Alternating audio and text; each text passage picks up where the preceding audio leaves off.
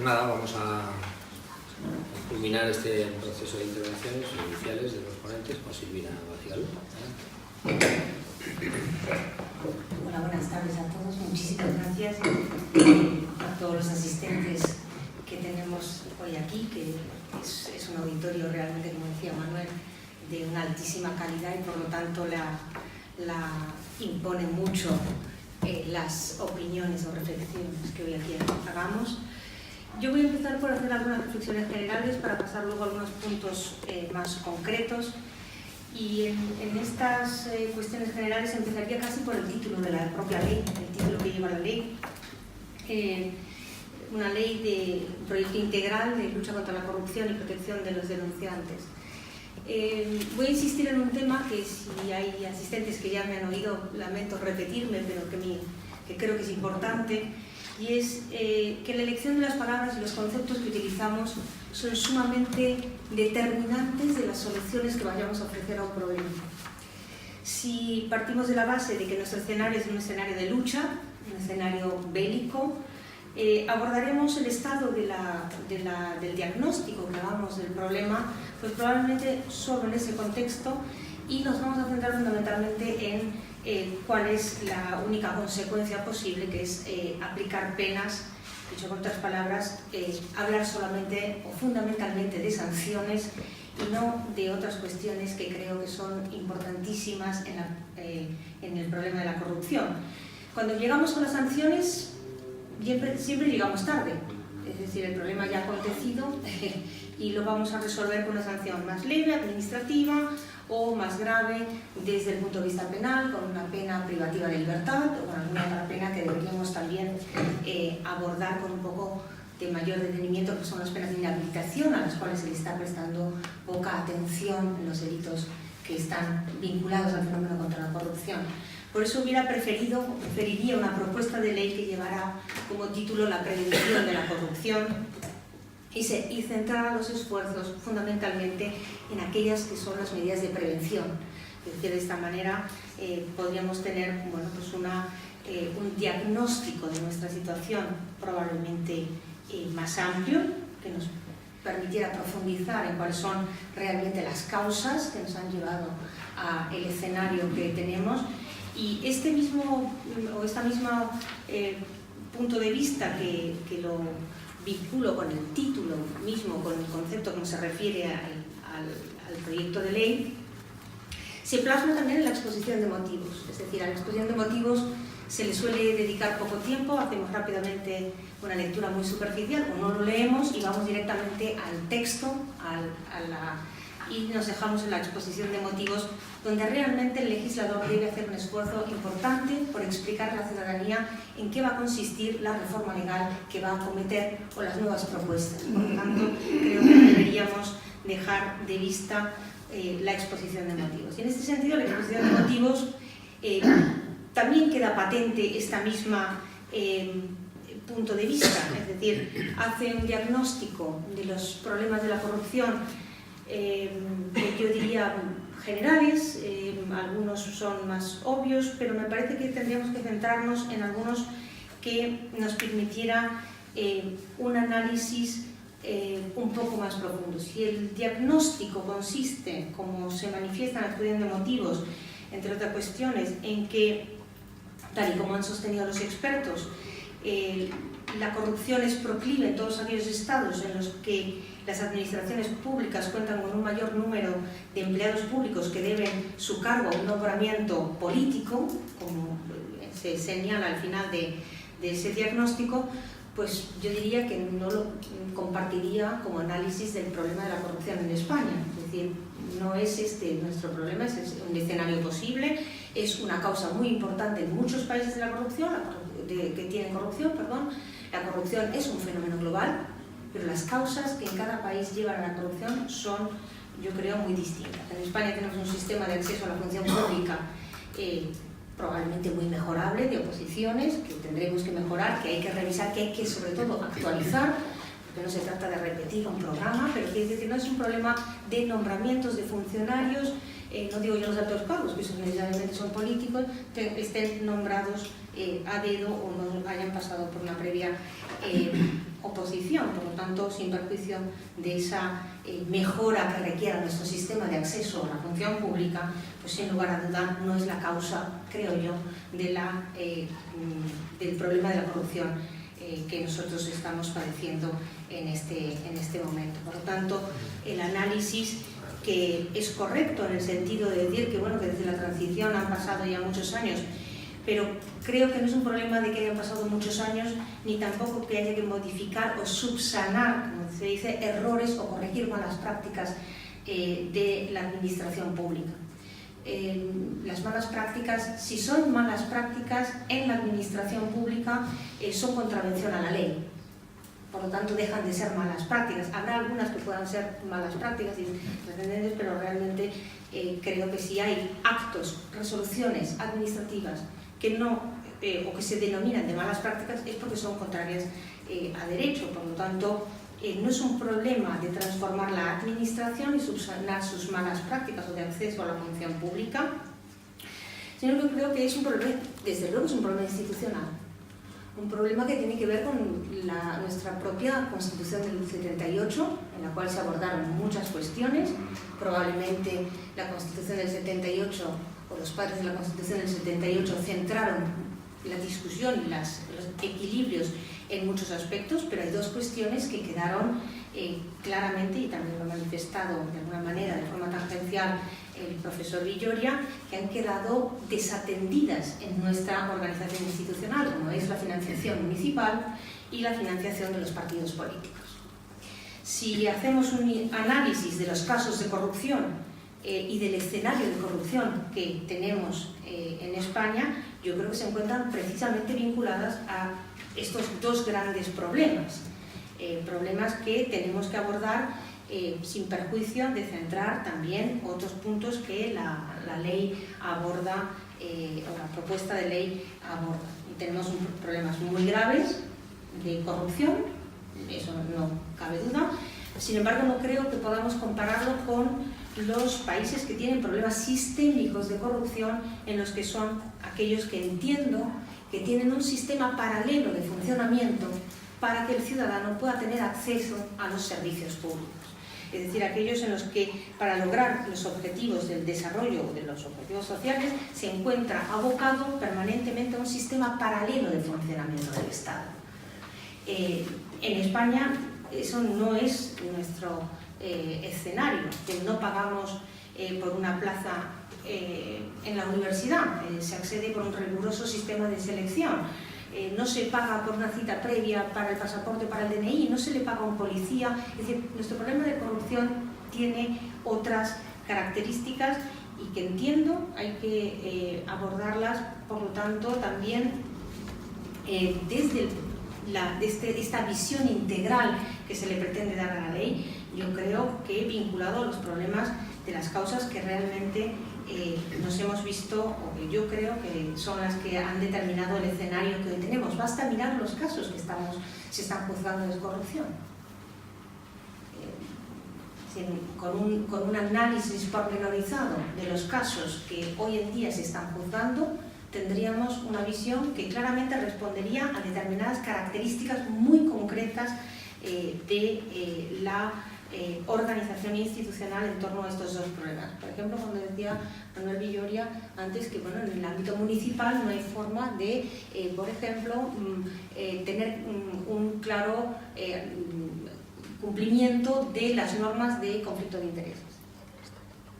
Efectivamente, pues no tenemos esa posibilidad, las revisiones de las cuentas tampoco llegan a tiempo, por lo tanto no tenemos ese escenario. Y esas son normas importantísimas que reformar y que necesitaríamos llevarlas a cabo cuanto antes.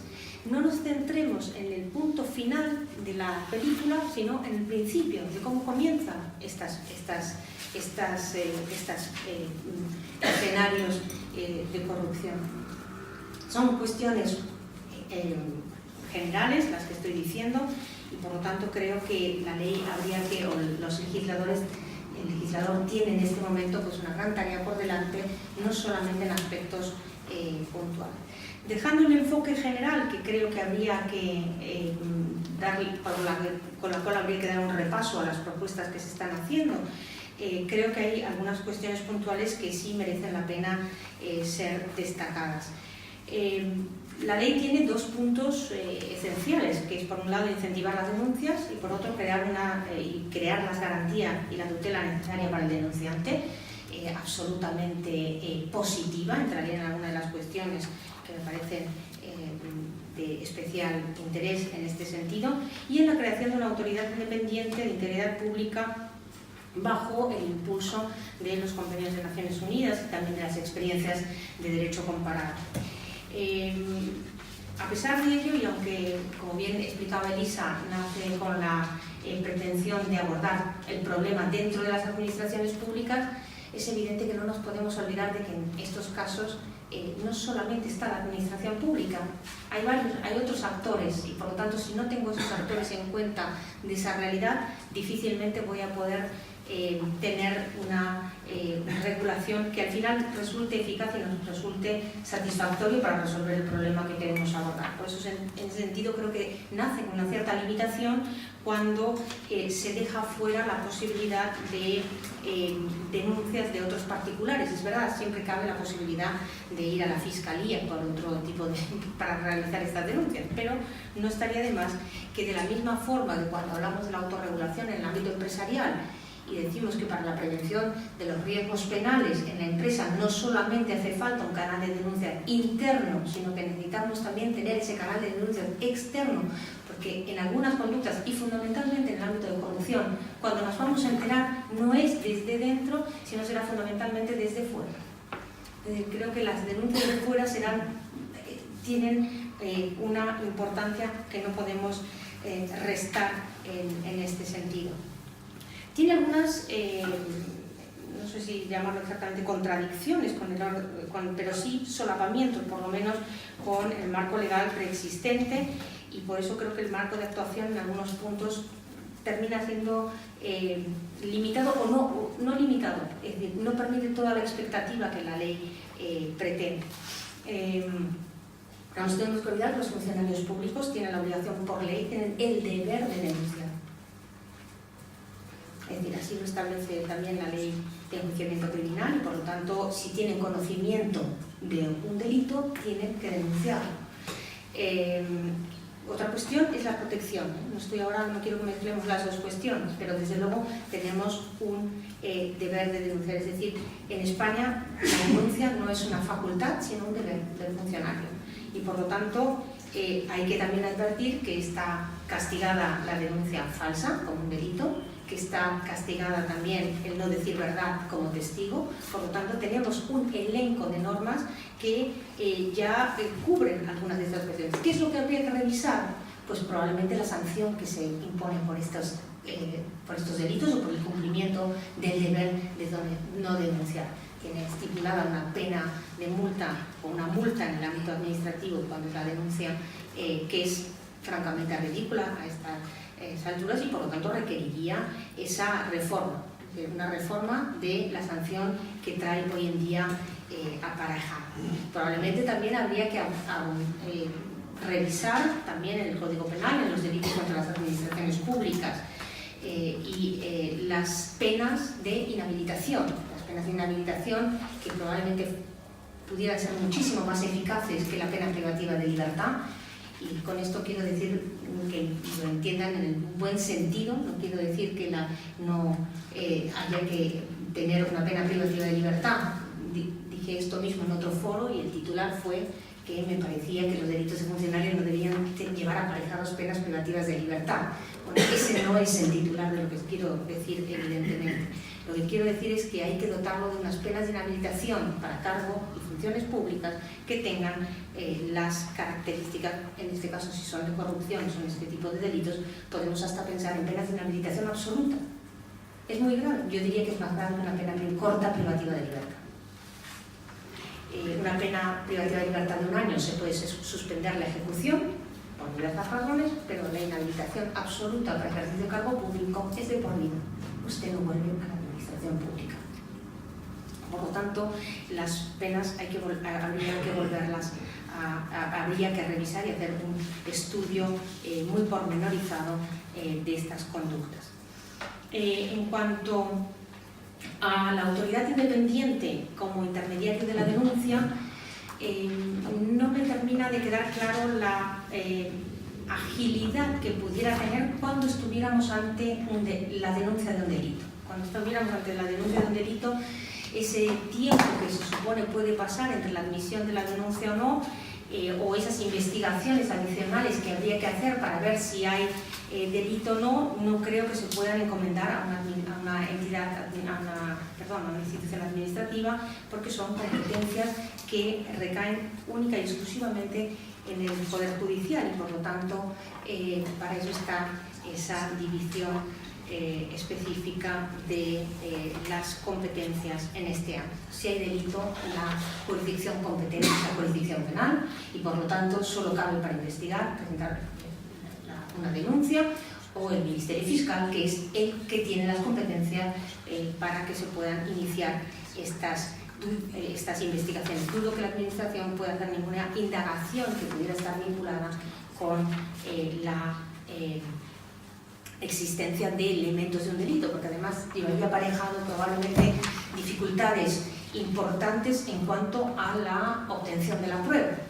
Nos podríamos ver con que la prueba obtenida no revistiera todas las garantías que tuviera que tener si tuviéramos una pena contaminada que no pueda ser utilizada en el procedimiento penal. Por lo tanto, desde esa perspectiva, a lo mejor esto habría que darle una reflexión ulterior a qué tipo de investigaciones realmente nos estamos refiriendo en este sentido. En cuanto a la denuncia anónima o confidencial, comparto que tenga que ser confidencial en el sentido de que tiene que revestir unos mínimos la denuncia que se realiza.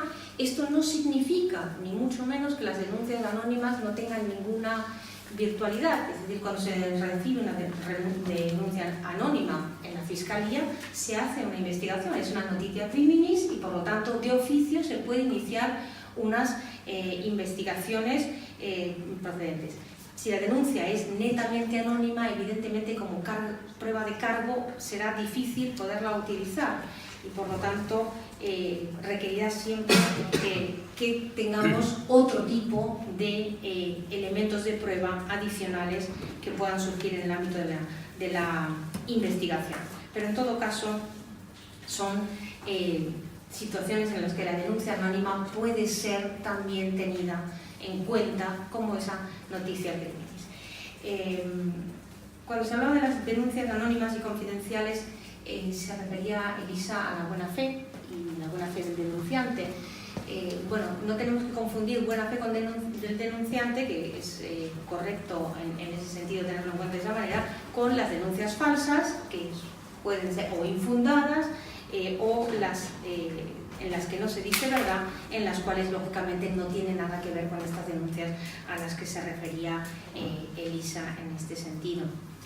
Desde luego, la propuesta de protección de denunciantes es una propuesta ambiciosa, es una propuesta más que correcta y sobre todo yo diría altamente necesaria. Es decir, no cabe duda que las represalias en el derecho vigente son absolutamente ilícitas y serían incluso constitutivas de delito, por no decir ya delitos de coacciones, amenazas, acoso laboral, pero sin embargo la propuesta va mucho más allá y me parecen importantes destacar, por ejemplo, las de la posibilidad de solicitar un traslado laboral, las de las excedencias con plenos derechos laborales, el asesoramiento jurídico a un denunciante, que parece esencial, por lo tanto,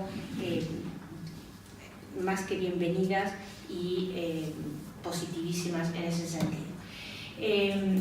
No cabe duda que gran parte de estas propuestas se podrían haber también implementado a través de una reforma importante de la Ley 1994 de protección de testigos. Creo que en todo caso es una ley que no tenemos que olvidar que existe, que también requiere una reforma urgente y que convendría a lo mejor unificar para no tener esta dispersión legal de todos estos temas. Otra cuestión que sí creo que sería importante abordar es los delitos de obstrucción a la justicia que no están siendo suficientemente tratados en algunos puntos. Es verdad que tienen unas penas de 1 a 4 años y penas de inhabilitación, pero habría que incluir en estos delitos no solamente la obstrucción a la justicia con cualquier tipo de intento de evitar denuncias o de actuar sobre eventuales denunciantes cuando es un riesgo para la vida, la integridad física, la integridad sexual o los bienes, la propiedad de los denunciantes, sino también aquí incluir todos aquellos que tengan que ver con las represalias dentro del ámbito laboral, que no están incluidas y que lógicamente sería importante incluirlas en el propio delito del artículo 464 del Código Penal. Y para terminar, 2 referencias muy rápidas a 2 cuestiones que hizo alusión Rodrigo y que me gustaría comentar. Una, porque me ha hecho la alusión de que me parecía el delito de incremento no justificado de patrimonio, de ganancias ilícitas o ganancias injustificadas. En principio, el origen de estos delitos o de la introducción de estos delitos ha tenido lugar en países que han tenido crimen organizado, fundamentalmente en Italia por la mafia, en Colombia por el tráfico de estupefacientes, es decir, países que tenían unas problemáticas del dinero ilícito distinto al que estamos abordando ahora. No creo que sea incompatible con el principio de presunción de inocencia si se regula adecuadamente. Es decir, no puede conllevar en ningún caso presunción de culpabilidad.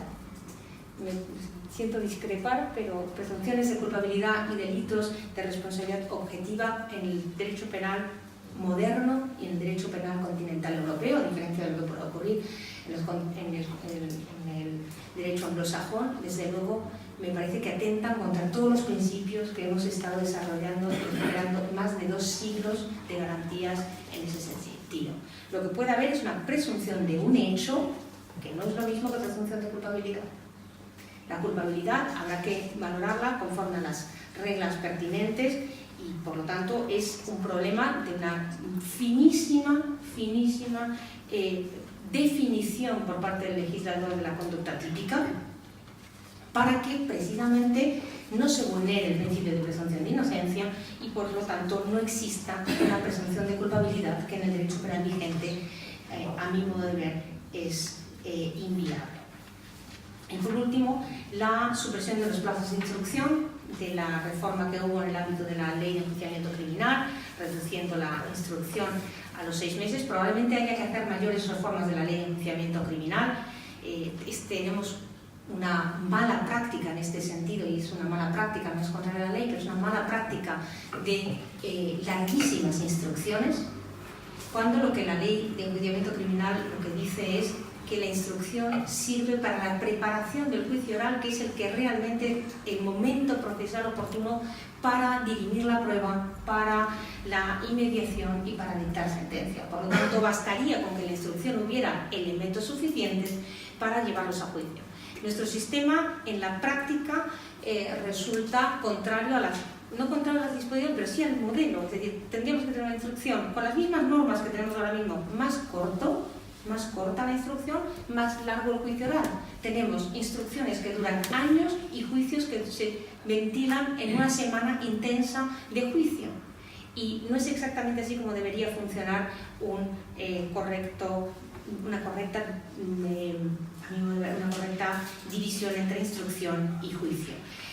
Hoy en día, ¿cómo se salva esta situación? Y por lo tanto creo que en los casos que estamos, o que en la primera impresión que se tuvo, esto va a tender a la impunidad en muchos casos, es que el Ministerio Fiscal inmediatamente pide prolongación de la investigación, calificando el caso como complejo. Por lo tanto, casos que a lo mejor no son complejos, ahora van a ser todos casos complejos, porque en 6 meses realmente no es imposible instruir este tipo de delitos complejos. Los delitos económicos, desde luego, difícil de instruir en 6 meses, los de corrupción mucho más, y si tenemos pendiente comisiones rogatorias, muchísimo más. Por lo tanto, el escenario y, sin embargo, se ven abocados ahora sí a una mala práctica de convertirlos en complejos para lograr la ampliación del plazo, que se puede ampliar a un tiempo prudencial que supera con creces más de año y medio. Por lo tanto, estas serían un poco las reflexiones o pinceladas, porque en 10 minutos no es posible más que dar unas brevísimas pinceladas. Decir que la ley, en todo caso, me parece necesaria. Me parece que el legislador, si hay un problema que tiene que abordar, es me parece un buen punto de partida, y sin duda muchas cuestiones que no he podido ver todas las enmiendas parlamentarias que se han presentado hasta ahora, pero que supongo darán un texto definitivo que aborde también algunas de las cuestiones que a lo mejor hemos estado, preocupaciones que hemos tenido en la mesa de hoy. Muchas gracias.